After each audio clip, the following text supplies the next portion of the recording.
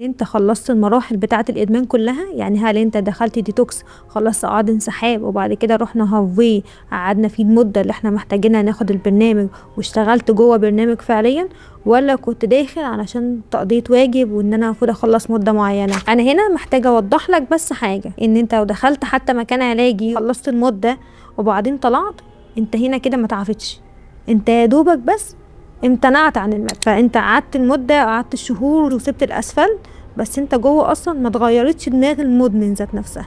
الدماغ اللي هي بتشوف المواقف زي ما هي، ان انا بيبقى فيه صوت الضحية، انا ليه بيحصل لي كده، انا مش معنى بيحصل لي كده، مفيش تبطيل خالص، انا الدنيا جاية عليا، مش عارف تتعامل لسه مع مشاعرك، مع مشاعر الفقد، مع مشاعر ان ممكن يحصل احباطات في الدنيا.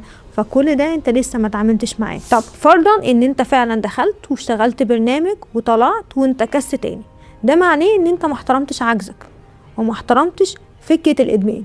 انا دلوقتي لما بطلع بره بيبقى في حاجات انا مخلي بالي عليها، عارف ان الادمان الحفر بتاعته والفخاخ بتاعته كتير، اشخاص انا كنت بشرب معاهم او بجيب معاهم، واقفين تحت البيت، اماكن كنت بحط فيها المادة، اوقات انا لسه ما حطيتش مكانها حاجة تانية او ما استبدلتهاش بحاجة تانية. مش بنتحط تحت ضغوط ان انت المفروض بتتعامل مع الضغوط طول الوقت، انت معاك المشرف بتاعك تكلمه تقول له ان انا تعرضت لضغط 1 2 3، ان انت تشارك، ان انت تكتب. كل ده احنا محتاجين نشتغل عليه حتى لو طلعنا من البرنامج العلاجي، وحتى لو احنا طلعنا من بعد الهافوي وقلت ان احنا اتعافينا، في حاجات بتكمل معاك عملية التعافي، مش بس انا طلعت فخلاص. خلينا متفقين ان في فاتورة انت هتدفعها لما تطلع بره.